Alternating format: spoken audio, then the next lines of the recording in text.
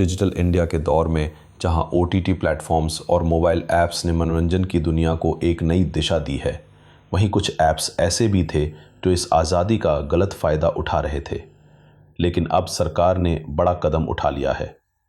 केंद्र सरकार ने सॉफ्ट पॉर्न, आपत्तिजनक विज्ञापन और अश्लील कंटेंट दिखाने वाले 25 मोबाइल ऐप्स और 26 वेबसाइट्स पर सख्त प्रतिबंध लगाने का फैसला लिया है। सूचना एवं प्रसारण मंत्रालय ने यह कदम देश भर में बढ़ते डिजिटल प्रदूषण को रोकने के लिए उठाया है। सरकार का आधिकारिक बयान। यह फैसला कानून के कई नियमों के उल्लंघन को देखते हुए लिया गया है।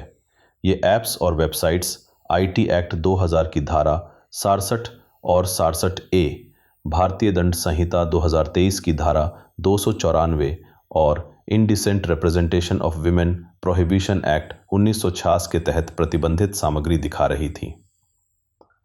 सरकार का कहना है कि ये प्लेटफॉर्म्स लगातार सॉफ्ट पॉर्न, अश्लील वीडियो और आपत्तिजनक विज्ञापन प्रसारित कर रहे थे, जो युवाओं को भ्रमित कर रहे थे और सामाजिक मूल्यों के खिलाफ थे। बैन किए गए प्रमुख ऐप्स और वेबसाइट्स। सरकार ने जिन प्रमुख ऐप्स पर प्रतिबंध लगाया है, उनमें शामिल हैं ऑल्ट बालाजी, उल्लू, बिग शॉट्स, देसी फ्लिक्स, गुलाब app, bull app, Adda TV और अन्य। ये सभी ऐप्स लंबे समय से सोशल मीडिया और प्ले स्टोर्स पर सक्रिय थे और भारत में लाखों डाउनलोड्स बटोर चुके थे। इनमें से कई ऐप्स बड़े प्रोडक्शन हाउस से जुड़े थे, जिन पर पहले भी विवाद उठते रहे हैं। इंटरनेट सर्विस प्रोवाइडर्स को निर्देश। सरकार ने सभी इंटरनेट सर्विस प्रोवाइडर्स आईएसपीज को स्पष्ट आदेश दिया है कि इन ऐप्स और वेबसाइट्स को तुरंत ब्लॉक करें। इन प्लेटफॉर्म्स को भारत में पूरी तरह से ठप कर दिया जाए और किसी भी रूप में एक्सेस की अनुमति न दी जाए। सूचना और प्रसारण मंत्रालय ने इन वेबसाइट्स और ऐप्स की पहचान विशेषज्ञों की सलाह, गृह मंत्रालय, इलेक्ट्रॉनिक्स और आईटी मंत्रालय तथा महिला एवं बाल विकास मंत्रालय के साथ चर्चा करके की है। अश्लीलता की पहुंच और असर। सरकार की रिपोर्ट के अनुसार इन ऐप्स की पहुंच लाखों दर्शकों तक थी और इनका टारगेट ऑडियंस मुख्यतः 18 से 35 साल के युवा थे। इनके कंटेंट में कई बार महिलाओं की छवि को वस्तु की तरह प्रस्तुत किया गया, जो समाज के लिए खतरनाक था। इस कंटेंट से महिला सुरक्षा, मानसिक स्वास्थ्य और युवाओं की सोच पर नकारात्मक प्रभाव पड़ा।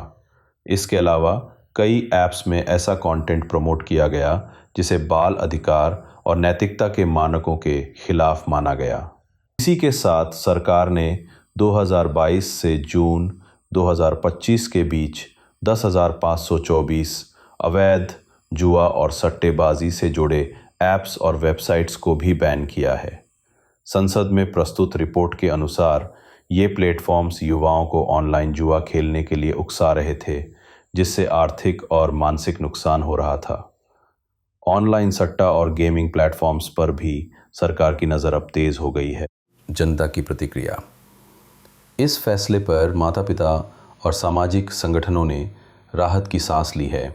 कई महिला संगठनों ने इस पर खुशी जताई और कहा कि यह एक सही दिशा में उठाया गया ज़रूरी कदम है। हालांकि कुछ लोग इस बैन को रचनात्मक स्वतंत्रता की सीमा पर हमला बता रहे हैं, लेकिन सरकार ने स्पष्ट किया है कि यह बैन केवल उन प्लेटफॉर्म्स पर है जो कानून का उल्लंघन करते हुए अश्लीलता फैला रहे थे। सरकार ने यह भी संकेत दिया है कि आगे चलकर डिजिटल कंटेंट की निगरानी और भी सख्त की जाएगी।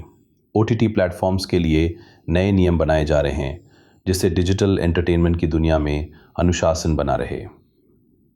सूचना एवं प्रसारण मंत्रालय का कहना है कि मनोरंजन के नाम पर समाज में जहर फैलाने वालों के लिए अब कोई जगह नहीं है।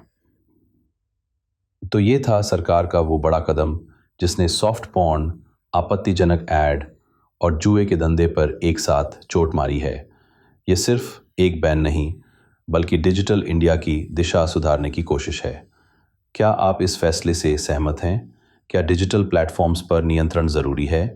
अपनी राय हमें कमेंट में ज़रूर बताएं।